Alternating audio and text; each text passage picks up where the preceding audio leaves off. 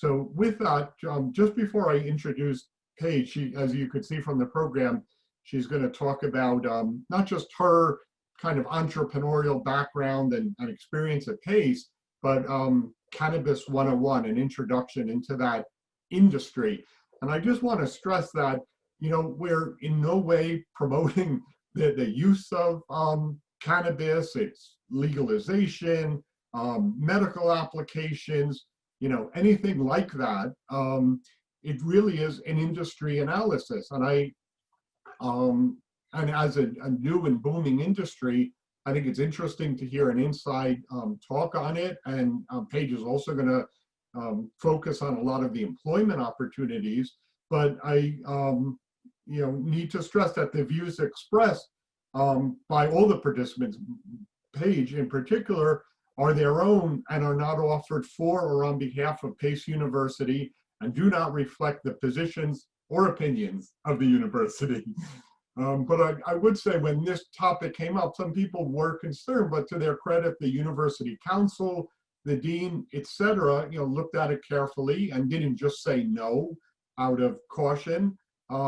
They just gave some guidelines, and we'll follow them. And I think you're going to learn a lot. I'm very interested. I imagine this is a topic many of you are interested in.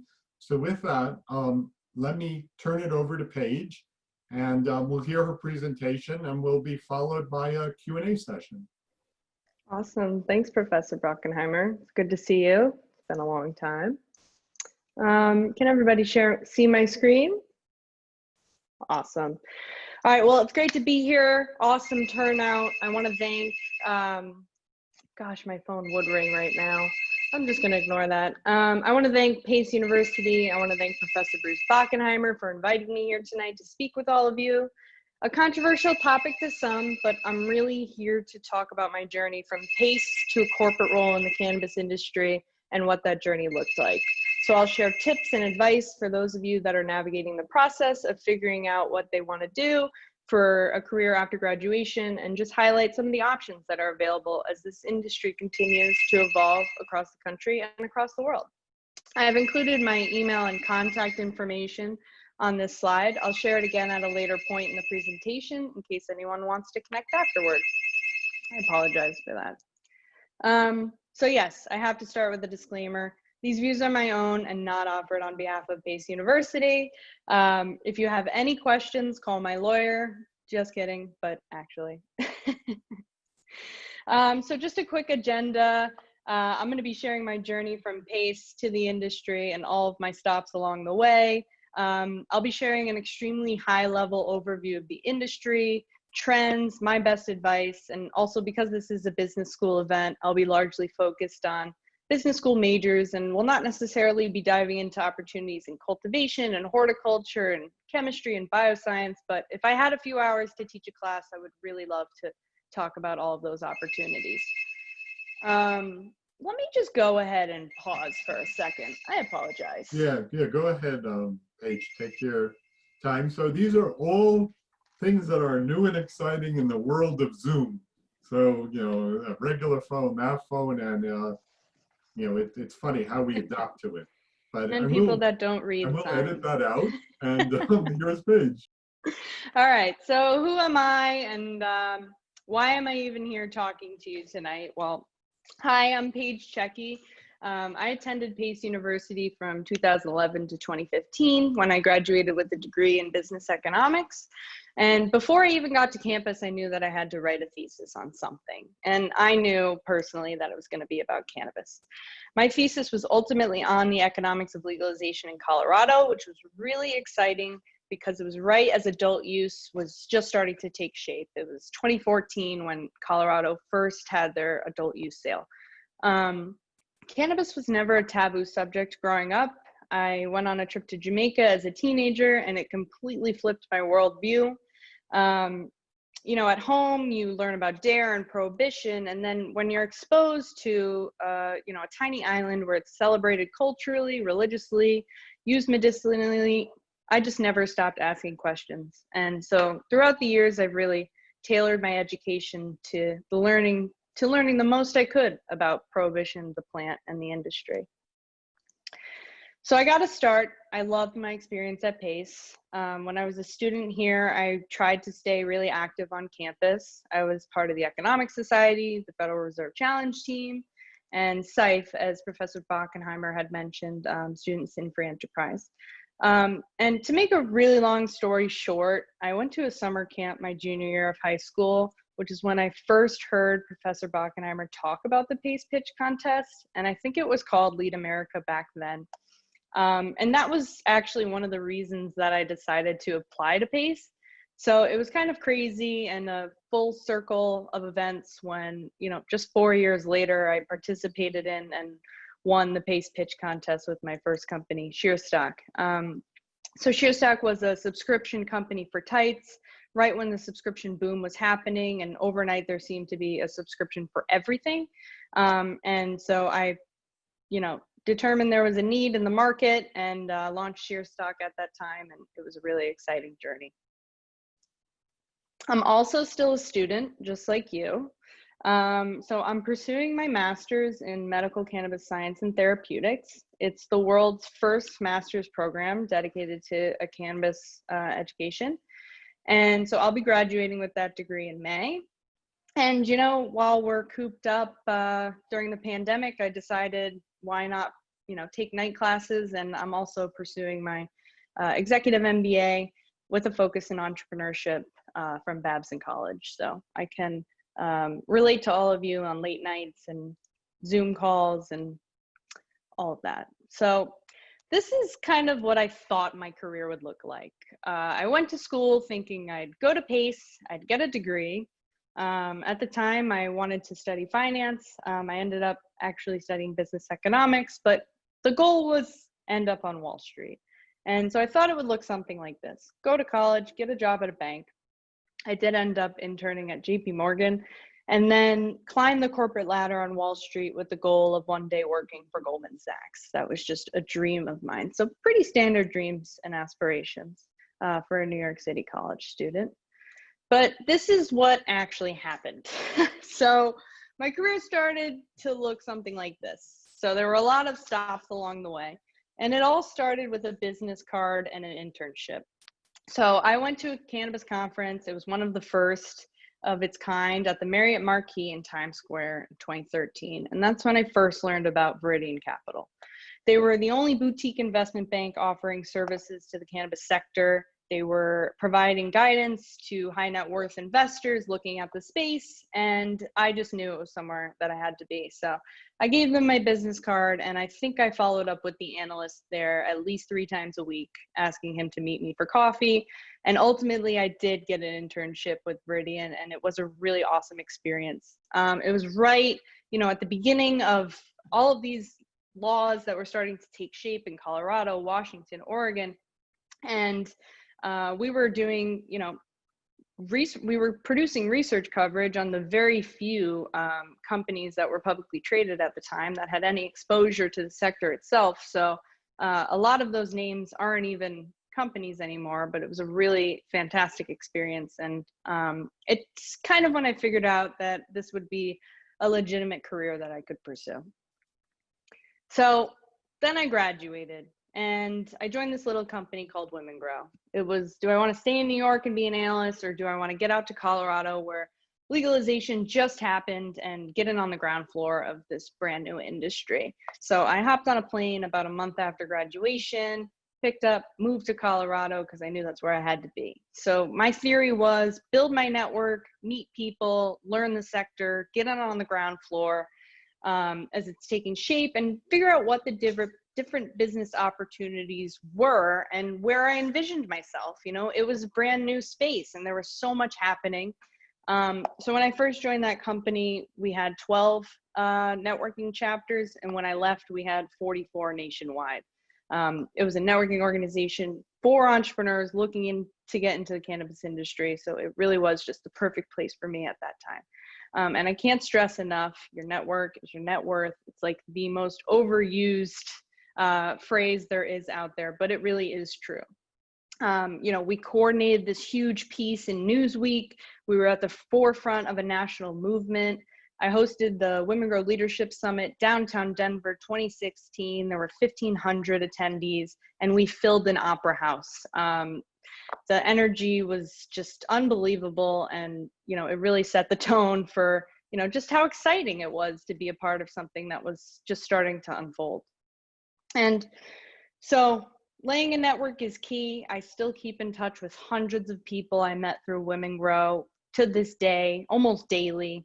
And it really set the foundation for my career. So that kind of led me to my first entrepreneurial business venture, where I went and co-founded the company Jane West.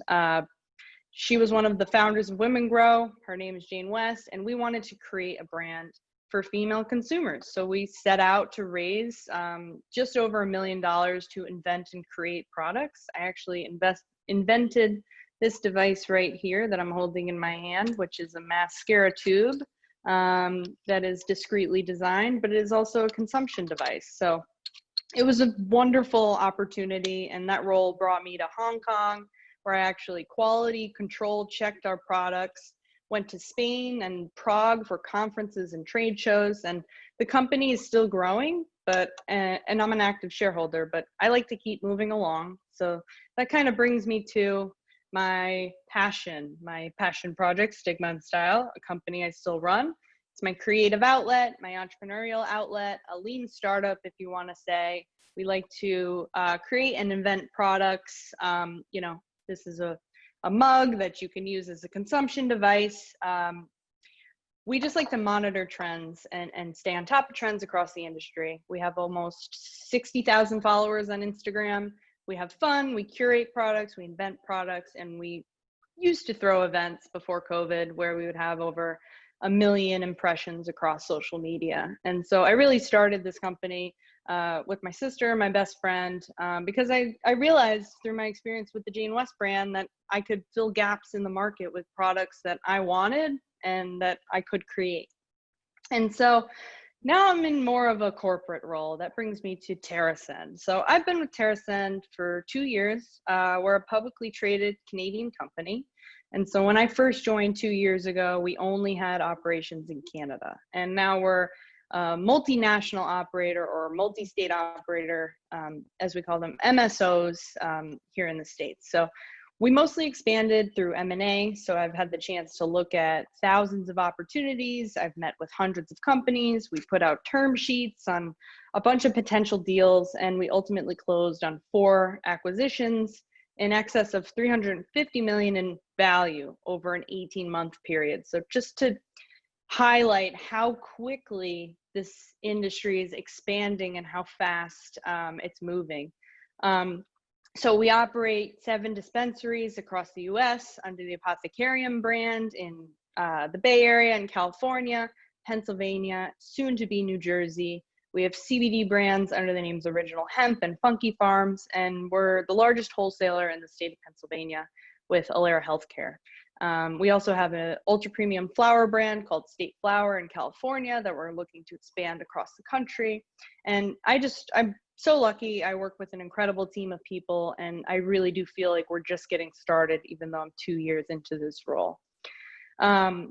When I first took the role, I had the chance to work on our New Jersey application, which is an arduous process. You lock yourself in a room for an entire month, 6 people, we sat around a table. We all collectively probably gained 50 pounds, went through a lot of snacks, but we had to write a 150-page application just to be considered by the state to get a license. And we ultimately did win one of those 6 vertically integrated licenses that were awarded in 2019. So we're currently building out our cultivation facility. Our first dispensary is going to be opening in the next couple of weeks. And I've been active in applying for our satellite locations that we can open across the state. So with recreational use on the ballot, we couldn't be more excited for the next few years of growth in the New Jersey market. So, I found myself in a corporate role, and I would like to think that we're kind of entering a corporate phase of cannabis with public companies, real transactions, interest from investors across the board, and involving regulations. There are just opportunities that are being created each and every day. So it's extremely exciting and high, fast-paced environment to work in. So that's enough about me. Let me tell you about the industry, and let's talk about you.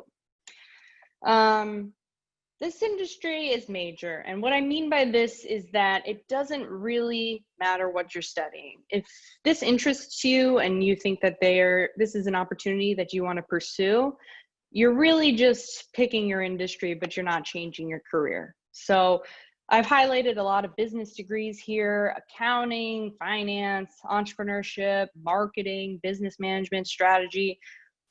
The whole range. There's a place for you in the sector if you're really interested in it and if you're dedicated to finding or creating your own role.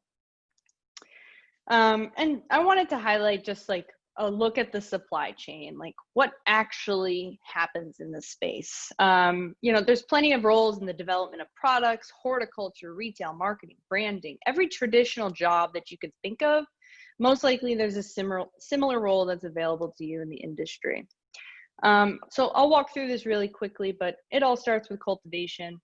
Although there's scientific advancements being made in synthetic cannabinoids, not shown in the supply chain here, but if you know you're interested in science and biology, there's plenty of space for you in the industry as well.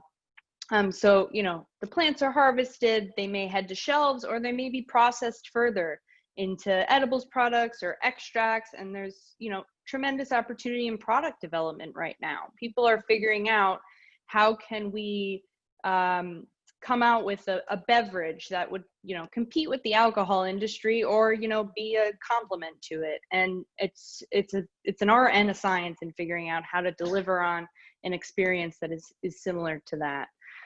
What's not highlighted here is testing, but every regulated market does have testing: microbial testing, heavy metals, pesticides, potency, you name it. We have to make sure that this is a safe product because it ultimately does end up in the hands of a patient or a consumer. And you know, never forget that this industry really did come out of you know for patient need in 1996 in California, were some of the first medical cannabis laws that we saw in the United States. And so outside of this view, think of all the supporting roles there are: operations, logistics, accounting, IT, technology, strategy, creative. There really is a place for everyone. And I'm going to sound like a broken record, but I get excited, and I want everybody to know that if this is something that's interesting, there's a place for you. So I wanted to highlight some you know jobs, hot jobs in the sector, as published by Vanxt, one of the leading recruiting companies in the business. They're actually having a career fair not too far from now. If you know anybody's interested, please do follow up with me. But just showing how it's continuing to grow and evolve. And I obviously highlighted the center here, that there's a need for more corporate roles, including finance and accounting, and some of what you all may be majoring in or studying.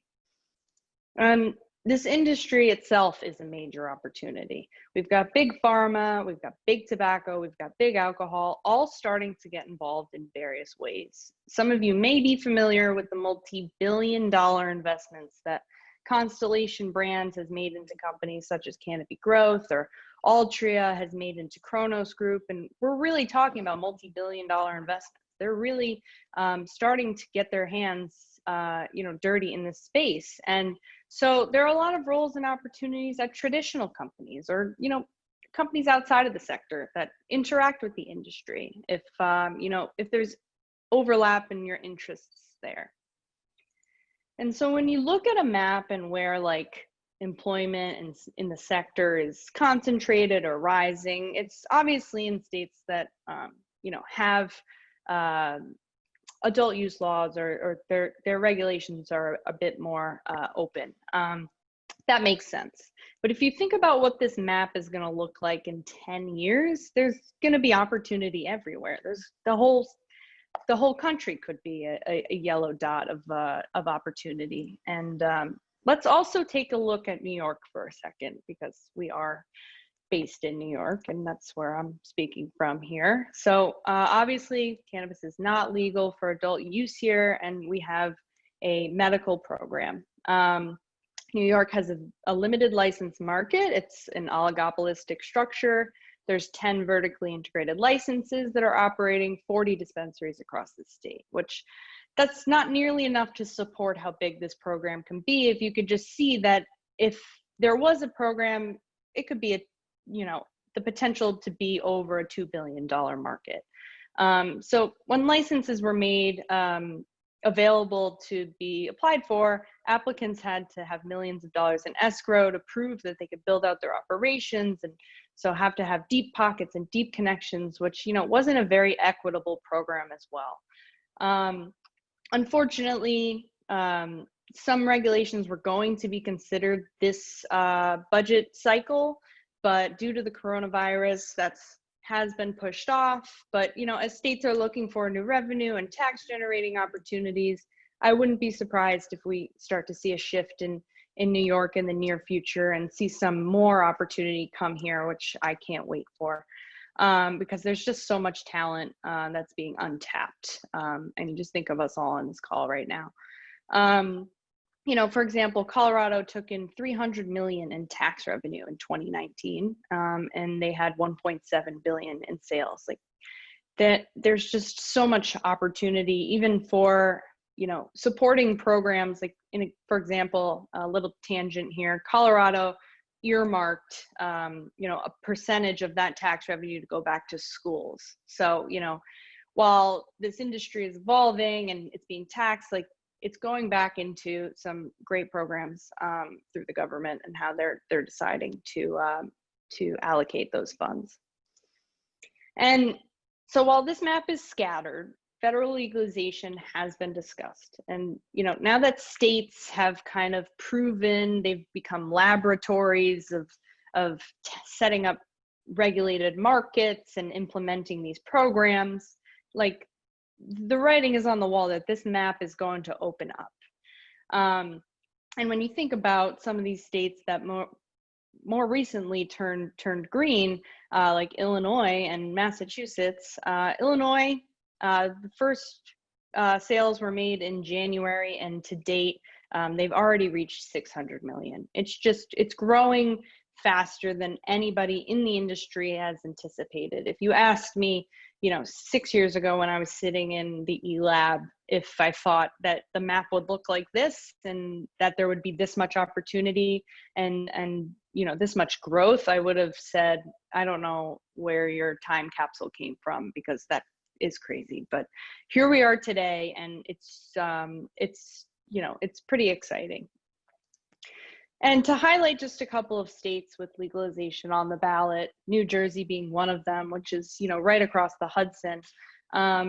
We've got 4 more states. So New Jersey, Arizona, Montana, South Dakota. Who would have thought South Dakota will be voting this November. So, that map that I just showed you is going to look a little different, or it could look a little different in just 1 month's time. That's how fast things move. And so on top of that, Mississippi will be weighing 2 competing measures on a medical ballot measure. And so it's just interesting to see how each state evolves their programs and how it happens over time. And then, looking at the market as a whole, if some of these initiatives pass, by the second week in November, so in just 1 month's time, more Americans could be living in states with access than where it is completely legal. This is a brand new industry. Some people can compare it to when, the internet came about. Like, it's just ripe with potential. Should all these 5 states pass their measures, they could bring in 3.3 billion in sales revenue by 4 years time, which, if you're an entrepreneur like myself, that is exciting. It truly is. But I'll get to it later, but you always have to remember that this industry came about because people actually find medical relief from this product, and it always comes down to the patient safety and efficacy. And again, everything I say is my views and not the views of the university. And I know we might have some international students dialed into this call, so I wanted to briefly touch on some estimated global demand by region, which it's going to be a big business. And it really does depend on how governments will decide to implement policy. And we'll see how this, plays out. But, North America isn't even poised to be the largest market. And so looking at how big of an opportunity this is, how does it compare to other industries? We've got tobacco, the leading vice in this context. We got fast food, beer, cosmetics, and then cannabis, which is, surprisingly ahead of wine, video games, recorded music. When you put it into this perspective, you just kind of start to realize that there's just room for growth and there's room for opportunity. And I'm sorry if I sound like a broken record, but this industry is just so desperate for talent. Just top talent needs to come in and make sure that it evolves, responsibly and in the right direction, and with the right people involved. So I haven't really talked about the CBD part of the business, which I'm sure some of you have been hearing or seeing on shelves. CBD everywhere. It is a cannabinoid that can be shipped, across state lines. It can be sold in most of the 50 states. It is derived from hemp, which the government classifies as, as being legal. So you can derive CBD from hemp if it has less than 0.3% THC, and then that product can be sold on shelves across the country. And so even, there's a new CBD brand every day of the week. I'm kind of getting tired of seeing how saturated it has become, but it's just, there's so much room for opportunity, and it's growing so rapidly. And it's gonna, it's projected to grow in the years to come. So I did want to highlight this CBD opportunity as well. And so I don't know if any of you have seen this graph, a day in the life of an entrepreneur, and hopefully I've piqued your interest in the sector by now, but I'm going to keep it real with you all that this is what an average day is. The industry is complex. It's a web and a patchwork of regulations that you have to navigate, not just at the federal level, but at the state and local level. So there have been instances where I have actually had to fly a fingerprint technician from California to Toronto, Canada, and New York to stay current on background checks so that we could, remain in compliance for our California licenses. And that was just something that came up on a Monday and I had to figure out by Friday. It keeps you on your toes, and it's, this is new to everybody. The rules are being changed and written daily. So, similar to the life of an entrepreneur, like, I'm excited. It's like, this is hard. It's working. I messed up. It could be equally as challenging or rewarding, depending on what's going on. But I do want to stop here and ask briefly, if you're really thinking about this sector and if you're tuned into this call for a reason, what is your why? If you're seriously considering a career in this space and it's just to make a lot of money, then I wish you good luck, because you're not in it for the right reasons. We can't forget that this plant's been around for thousands of years. It came from the earth. It's been used for medicinal purposes too. But it's also been illegal for most of our recent past. And, when we think about it in the context of the war on drugs, it has adversely impacted communities of color. And from a social justice perspective, it's only right that those people that have been affected by the war on drugs be allowed to participate in this industry. So, but in some cases, a criminal record related to cannabis can actually forbid you from working with licensed companies. And if that makes you mad as it makes me, then you have the right why. Or your why could be that you think that there are, widespread economic and tax benefits, or you believe in freedom of choice, or because you watched a loved one suffer in pain from a condition that, this product might have helped them. Or you might be fascinated by the medical applications and therapeutics that come from this plant. Just never forget your why if you're in it, and if you're coming into the sector because you see the dollar signs, which, I have highlighted a lot throughout this presentation. always have a why, no matter what career you're entering. And there's a ton of challenges that face the industry. It's federally illegal. It's a Schedule 1 substance under the Controlled Substances Act of 1970. It has no accepted medical use, and it's not safe, and that spreads into various issues. Banking. When you're starting a business, you open a bank account. When you are a licensed cannabis company, not every bank is actually going to take your account. You face closed bank accounts almost weekly. I've had my bank account shut down just because I'm a consultant to a cannabis company, but those funds are derived from this industry. IP, branding, you're creating a brand, you go to start, make a trademark. There are issues surrounding that as well. Tax implications. There's a tax code, and it's 280E, and I can get into it, but the very high level summary is that these businesses can't take regular tax deductions. So some businesses are being taxed in brackets of 70, 80, 90%. So while you're working hard and you're growing your business and you're, creating products and generating revenue, you're paying 90% taxes in some cases because you can't take write-offs. And, there's limited access to basic business services such as payroll providers, insurance. With the fires that we're seeing across California and Oregon, these companies and these people don't have access to just regular crop insurance, and their businesses they're watching their businesses literally burn to the ground because it's still federally illegal, and there are these challenges and these implications. There's no interstate commerce. I'm sure I have a marketing person on this call.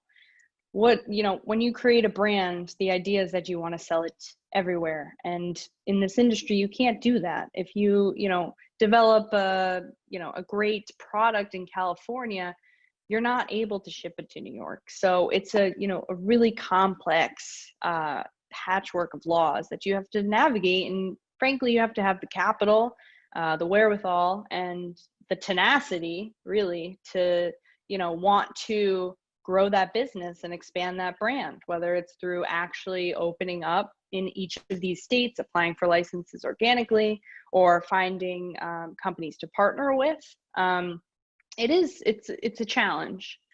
And, there's limited international commerce. I haven't really talked about, our neighbors to the north in Canada, but there are export opportunities, and those will continue to evolve.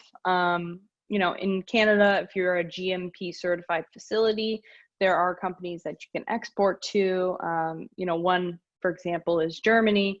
But then, the country of Germany can say, well, we actually want to have domestic production. And then, there is no export market for your products anymore. So it's just constantly changing. And you can never forget that it's federally illegal. And that's, a lot of the reasons why you run into these issues in this highly regulated patchwork of laws and industry. And so, I would love to talk for hours. I mean, I'm getting my master's in this topic. I could break it down to a pharmacological discussion and how it interacts, at the cellular level. But where do you start, and what do you need to know? I mean, first, know the difference between hemp, cannabis, know what a cannabinoid is. I still walk into boardrooms where executives don't know what a cannabinoid is, and it just goes to show that there's such a gap in education in the sector as well. And we are all learning on the fly, but there is only one master's program right now. There are some certificate programs, but education is key. We're dealing with a substance here. We're dealing with, a product that people consume. Alcohol is regulated, tobacco is regulated, cannabis needs to be regulated as well. And people need to understand the implications, positive and negative, of the product. Terpenes, what are the different products? Extracts, wax, shatter, what are all of these things? Edibles, tinctures, confections, capsules, and most importantly, regulations. I never really considered myself to be interested in law, but I have to read hundreds of pages of regulations pretty much each and every day. And so read the law, but also hire a lawyer and be ready for when that bill comes. But, like I said, this presentation was meant to be more of like an intro to the opportunity, an intro to the industry, talk about some of the information that you should be educated on if you're serious about pursuing a career in the sector. My best advice to you is educate yourself, update your resume, get a business card, get out there. I was going to say start shaking hands, but maybe not in this environment. But, your network is what you make it. So if you're really serious about it, and I would, love to connect with any students that are, it really is, just like any other industry, what the effort you put in. If this is where you think there's opportunity for you, and this is what you want to do, then get straight to it. And that was my Cannabis 101 to everybody here on this call, and I really appreciate your time. I want to thank Professor Bruce Bockenheimer. I want to thank the Entrepreneurship Lab. I want to thank Pace University for allowing me and giving me the time to talk about this, even though it is a little bit of a controversial topic. I'm really grateful to Pace. Going to Pace was probably one of the best decisions I've ever made in my entire life, and second to starting a business. So I'm really thankful, and thanks again for having me tonight, and I'd love to open it up to questions and Q&A.